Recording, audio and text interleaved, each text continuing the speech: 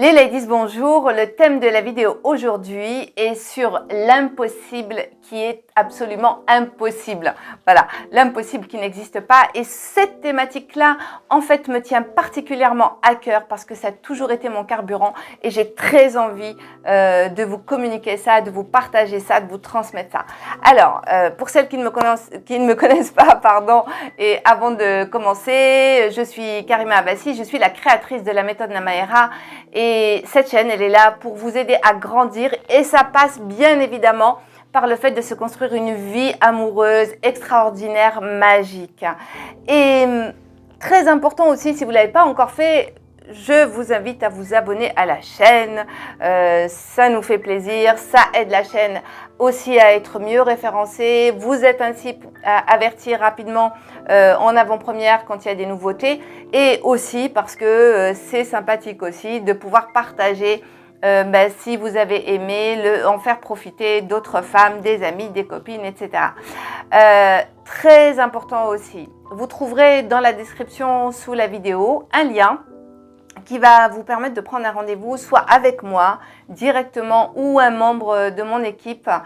Et ce rendez-vous, si tout simplement aujourd'hui vous êtes dans une situation où vous en avez assez de répéter les mêmes schémas amoureux, où vous avez l'impression de vivre une espèce de chaos, des échecs, que vous êtes épuisé par vos relations, les hommes que vous avez rencontrés, que vous n'arrivez pas à concrétiser réellement cette belle rencontre à laquelle vous aspirez depuis longtemps, donc c'est le moment. Alors peut-être que vous allez avoir peur, hein, des fois, quelquefois on me dit oui, mais on n'a pas osé, peut-être que vous pensez que vous vous méfiez, hein, qu'il y a un truc bizarre. Non, non, je vous assure, il n'y a rien de bizarre. Ce rendez-vous, il est offert, il est sans engagement et peut-être que ça peut vraiment vous aider à vous donner un élan pour changer votre vie. Alors profitez-en, ne serait-ce que si vous avez une once d'espoir. Ça va être vraiment un moment où on va vous aider à avoir de la clarté et peut-être même vous proposer un plan d'action. Voilà, j'en ai fini. Alors, cette thématique sur l'impossible, pourquoi j'avais envie de la faire? Parce que, d'abord à titre personnel, moi, quand impossible, c'est quelque chose qui n'a jamais existé dans mon vocabulaire et j'ai toujours... et je vois toutes les personnes autour de moi qui m'inspirent aussi, non pas non plus ce vocabulaire-là, non pas l'impossible pour eux n'existe pas. Il y a que des solutions, que peut-être des problèmes, certes, mais auxquels on peut trouver des solutions quand on est vraiment motivé. Donc, je vais vous expliquer maintenant pourquoi. Qu'est-ce qui se passe quand je vois, hein, j'entends beaucoup de femmes, d'hommes même, qui ont envie de changer de travail, qui, peut-être c'est votre cas, qui ont envie de monter une entreprise, d'être autonome, indépendante, qui ont l'impression de passer encore pas plus tard que tout à l'heure. J'ai eu une conversation avec une jeune femme de 30 ans qui avait l'impression qu'elle vivait à côté de sa vie. Elle n'était pas épanouie au travail, pas épanouie dans sa vie amoureuse. Elle avait la sensation de faire quelque chose qu'elle n'aimait pas. Mais ça, c'est juste un exemple parmi tant d'autres. Et pour autant, les gens ne passent pas à l'action. Et quand on leur demande pourquoi, la réponse est souvent c'est pas possible, c'est impossible, je ne peux pas. Alors, je ne peux pas, et là, il peut y avoir 1000 raisons. Et donc maintenant, c'est précisément ce qu'on va voir ensemble. Pour vraiment décortiquer cet impossible et vous allez voir de vous-même que cet impossible, en fait, n'est pas réel, en tout cas n'est pas tangible. Alors souvent, qu'est-ce qu'on voit? On voit quand on ne peut pas, quand on dit je ne peux pas, je ne peux pas, c'est impossible, que je déménage, que je trouve un appartement, que je trouve un travail ou que je me lance en tant que auto-entrepreneur, créateur, etc. En général, je vois qu'il y a deux axes en fait de raisons qui peuvent expliquer, en tout cas pousser quelqu'un à croire que c'est pas possible. D'abord, il y a un axe vertical qui est, on va dire, purement logistique. Qu'est-ce que j'appelle la logistique? Ça va être par exemple manque d'argent, manque financier, donc c'est peut-être budgétaire, ça peut être manque de temps, les enfants ou le travail qui prend trop de place. Voilà, si on travaille 12 heures par jour et qu'après le soir on est fatigué, on n'a pas le temps, on a le transport pour ceux qui habitent dans des grandes villes, etc. Ça peut être oui, je veux faire un métier, mais j'ai dépassé la limite d'âge. Ça peut être des raisons, on va dire, on peut donner des explications. Voilà, je ne peux pas le faire, c'est impossible parce que il y a des raisons tangibles. Ok, c'est tangible, c'est palpable, on le comprend, on le conçoit. J'y reviendrai par rapport à ça. Donc on va dire voilà, c'est un éventail de raisons logistiques qui peuvent empêcher un projet d'aboutir. Encore faut-il qu'il y ait un projet. Et c'est là où en fait où je vais en arriver, pardon. Le deuxième axe, c'est l'axe horizontal. L'axe horizontal, en fait, la plupart du temps, qu'est-ce qu'on va voir? On va voir que, et c'est pas toujours conscient, il y a des peurs. Des peurs de l'échec, les peurs d'être jugé, les peurs de ne pas réussir, la peur de se planter, la peur de perdre tout ce que j'ai déjà, parce que ok, j'ai un travail par exemple, si je vais chercher un autre travail, j'ai peur que ça ne fonctionne pas dans ce nouveau travail, et de deux, non seulement ça va pas fonctionner dans ce nouveau travail, donc j'aurais perdu et ce nouveau travail et mon ancien travail, la place que j'ai. Donc la peur de perdre, la peur que ce soit pas mieux, la peur que avant ce soit mieux, c'est un peu la nostalgie de l'avant. Voilà, donc et des pensées limitantes, des croyances limitantes. C'est quoi une croyance? Je l'ai déjà dit, je vais le répéter. Une croyance, c'est une pensée qui se répète et qu'on a pris comme vrai, qu'on décide d'être comme vrai, qu'on décide inconsciemment, qu'on rend vrai. Ça devient une certitude, ça devient une vérité. Voilà, c'est ça une croyance. Si je crois que j'ai pas la capacité d'apprendre une nouvelle langue, de voyager toute seule, d'entreprendre toute seule ou d'avoir une idée voilà, qui va me permettre de me lancer, je vais tellement me le répéter en boucle qu'à un moment donné, je finis par y croire. Et donc, et comme j'y crois, ça me paraît totalement impossible et inimaginable que je puisse un jour devenir auto-entrepreneur, auto-infopreneur, auto-entrepreneur, infopreneur, bref. Et voilà. Donc, vous voyez, les deux axes en fait. Maintenant, par rapport à ces deux axes, il est clair que souvent, et je le constate, les raisons logistiques sont souvent liées aux raisons, aux pensées, aux croyances. C'est-à-dire que souvent, ce que je vois, c'est que des personnes disent « oui, c'est une question logistique, c'est pour ça que j'y arrive pas », mais en fait, elle a même pas essayé. Souvent, on voit ça. Voilà, les personnes n'ont même pas essayé. Je ne sais pas, c'est peut-être votre cas. Regardez, si vous cherchez, si vous voulez changer de travail, qu'est-ce que vous avez fait? D'accord? Qu'est-ce que vous avez déjà fait? Est-ce que vous avez envoyé une lettre peut-être, un CV, 2 CV, vous n'avez pas eu de réponse? Ok. Alors déjà, vous avez capitulé, vous avez abandonné, vous avez décidé qu'à partir de là, comme ça n'a pas fonctionné, donc vous n'allez pas y arriver, et vous en avez fait une généralité par rapport au restant de votre vie. Donc c'est ça qu'on voit, c'est que en réalité, qu'est-ce qui s'est passé à ce moment-là? Il y a un rêve, d'accord? Il y a le stade du rêve, il y a le stade rêve envie, hein, ça va ensemble, et il y a le stade de l'objectif avec un plan d'action. Est-ce que vous avez mis en place un plan d'action? D'accord? Je m'explique. On me dit, Karima, je voudrais lancer mon entreprise, mais c'est pas possible, c'est trop dur. Ok? T'as fait quoi? Alors, t'as fait quoi? Je me suis renseignée sur les statuts. C'est pas un plan d'action, ça. Ok? C'est pas un plan d'action. Je me suis renseignée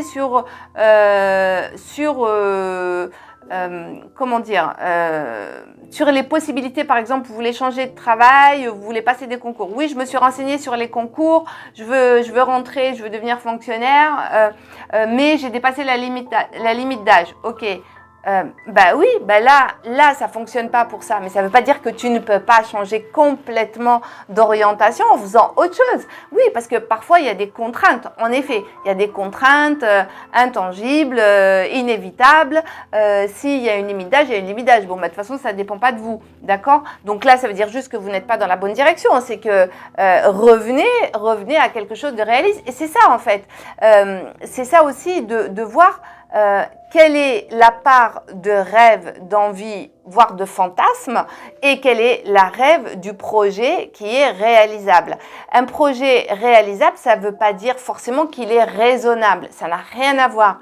Il y a le fantasme, c'est si je veux passer un concours qui a une limite d'âge, je ne sais pas, pour être n'importe quoi, je ne sais pas, j'ai pas un exemple précis là, mais il y a une limite d'âge, je ne sais pas moi, de 25 ans, bah ok, donc là, perds pas ton temps alors, c'est pas la peine de rester des années à dire oui mais j'ai pas pu, oui mais comme quoi tu vois je peux pas changer parce que la limite d'âge était de 25 ans et que je peux rien faire. Ben non, là t'étais juste t'as pris un chemin où c'était une impasse, donc tu fais demi-tour et tu cherches autre chose, tu réfléchis à autre chose.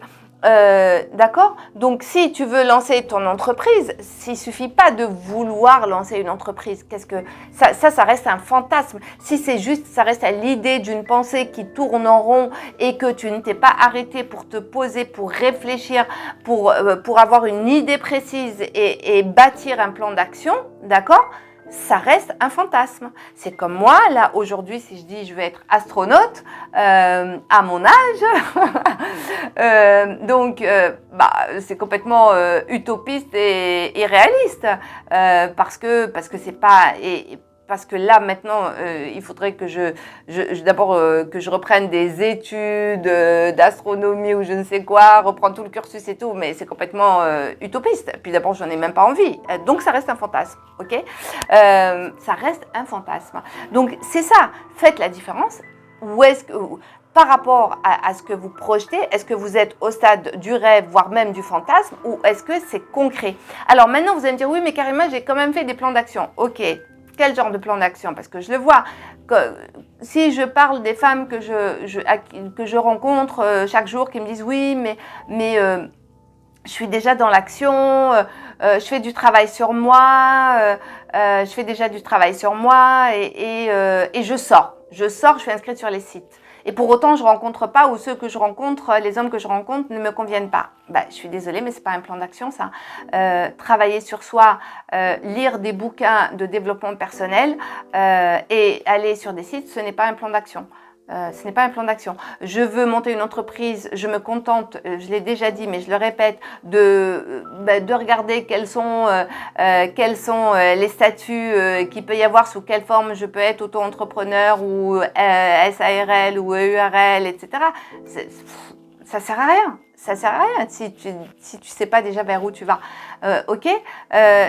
C'est pareil. Je vois des coachs ou des thérapeutes qui me disent non mais Karima, je me suis pas encore lancée parce que tu comprends, j'ai pas de carte de visite, j'ai pas de site, j'ai pas de logo. Ça fait plus de 10 ans que je suis en activité. J'ai toujours pas de logo. Voilà, bon, et ça ne m'empêche pas de travailler. Donc, vous voyez, c'est des excuses. Il y a une part d'excuses d'ailleurs. Et c'est ce qu'on appelle la temporisation, c'est-à-dire que c'est ce qu'on appelle aussi quelque part la procrastination. C'est-à-dire que je repousse, mais en fait derrière, c'est parce qu'il y a des peurs. C'est tout, il y a juste des peurs et des croyances limitantes. Un plan d'action, voilà, ce que n'est pas un plan d'action, je vais prendre un exemple concret, je vais faire une métaphore. Vous voulez faire, je sais pas moi, Paris-Marseille à vélo, ok? Vous pouvez avoir un super équipement, un équipement de malade, ok?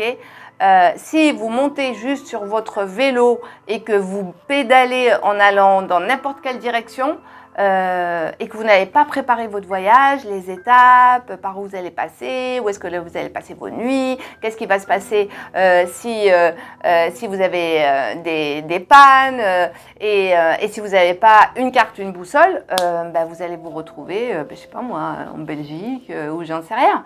Vous n'allez pas aller dans la bonne direction. Donc avoir un super équipement, si vous n'êtes pas préparé, vous ne savez pas où aller, comment y aller, ça ne sert à rien.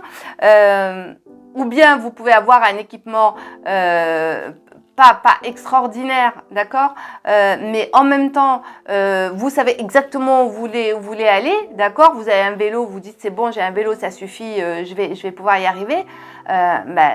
Bonjour les dégâts, votre voyage ça va être un cauchemar parce que si vous n'avez pas prévu les problèmes qu'il peut y avoir, les pannes, les solutions de rechange au cas où il arriverait quelque chose et tout ça, à la première panne, vous êtes foutu.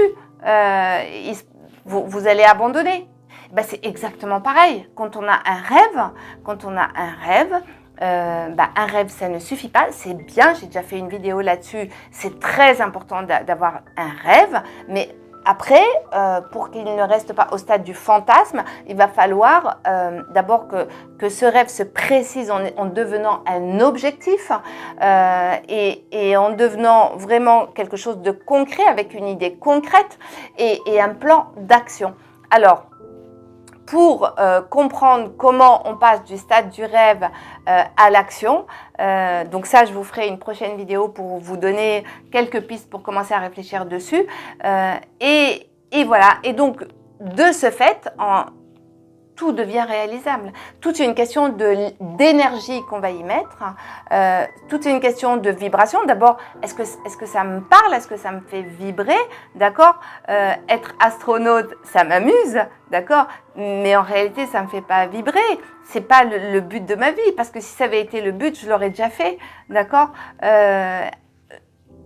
Devenir coach, accompagner des femmes, aider les femmes à la transformation, ça me faisait vibrer. Il n'y a rien qui m'a arrêté. Il n'y a rien qui m'a arrêté. Si je vous racontais comment j'ai commencé, vous allez halluciner. Quand j'ai commencé il y a plus de 10 ans à accompagner des femmes, voilà. Et d'ailleurs à l'époque j'étais généraliste, j'étais pas spécialisée sur ce programme-là. J'accompagnais un peu tout le monde, les femmes, les hommes, les enfants. J'ai commencé dans mon appart à Paris. J'ai commencé chez moi. Voilà, et dans mon salon, voilà, tout simplement, comme dans mon petit appart parisien de 50 mètres carrés, voilà, je recevais les gens dans mon salon et c'est super. Et j'ai commencé, voilà, je savais pas sous quelle forme j'allais démarrer, j'étais encore salariée, etc. J'ai créé une association, ça m'a coûté 0 €. Et j'ai commencé comme ça. Voilà, j'ai fonctionné comme ça pendant 1 an. Voilà, je prenais de temps en temps, pas tout le temps, des personnes que j'accompagnais. Et puis jusqu'au jour où j'ai commencé, voilà, où je me suis lancée. À Paris, les locaux étaient super chers. Donc, qu'est-ce que j'ai fait? Parce que à cette époque-là, j'étais plus salariée, j'avais démissionné, etc. pour me lancer en tant que coach et thérapeute. Je me suis débrouillée. J'ai réussi à faire une colocation dans un cabinet d'architecte, dans une rue voilà, complètement perdue dans le 20e, mais n'empêche que j'ai trouvé des solutions et c'était super. Ce petit local qui ressemblait à rien, j'en ai fait un petit havre de paix et toutes les personnes qui venaient adoraient ce lieu-là. Et voilà, je me suis débrouillée comme ça.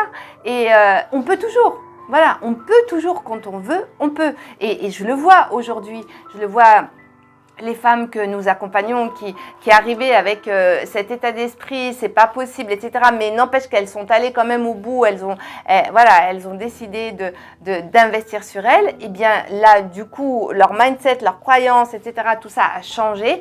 Et si vous saviez le nombre de femmes qui se reconvertissent à la fin, non seulement voilà, qui trouvent l'amour sur leur chemin, mais aussi qui changent leur vie professionnelle et qui se reconvertissent, qui démissionnent.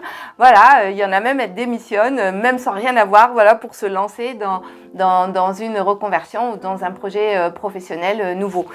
Voilà, donc tout est possible. Tout est possible et Et c'est juste une question de croyance, c'est juste une question de pensée, c'est même pas une question de volonté et c'est une question de vibration. Est-ce que ça fait sens pour moi? Est-ce que ça vibre pour moi ou pas? Voilà. Et pour terminer, j'ai juste envie de vous poser cette question-là. Imaginez juste que l'échec n'existe pas. Qu'est-ce que vous feriez? Qu'est-ce que vous feriez? Voilà. Qu'est-ce que vous feriez si l'échec n'existe pas? Voilà, je vous laisse méditer sur cette phrase-là. J'en ai fini avec cette vidéo et j'espère réellement que elle touchera votre cœur et qu'en fait, elle vous donnera le courage voilà, de passer... de commencer à réfléchir à un passage à l'action et parfois un petit pas, un tout petit pas, ne serait-ce que ce petit pas de changement, ça sera en prenant un rendez-vous avec moi ou un membre de l'équipe. Je vous invite à cliquer sur le lien. Voilà, ça sera déjà le premier petit pas vers cette promesse et ce changement pour quelque chose de concret. Voilà, quelque chose de concret. Voilà, j'en ai fini. Ne vous laissez pas distraire. Posez-vous les bonnes questions. Comme je dis toujours, les questions qui sont avec votre cœur, d'accord? Les questions vraiment importantes et non la question de votre mental qui pense déjà à tous les obstacles et passer à l'action. Voilà, je vous embrasse et je vous dis à très bientôt.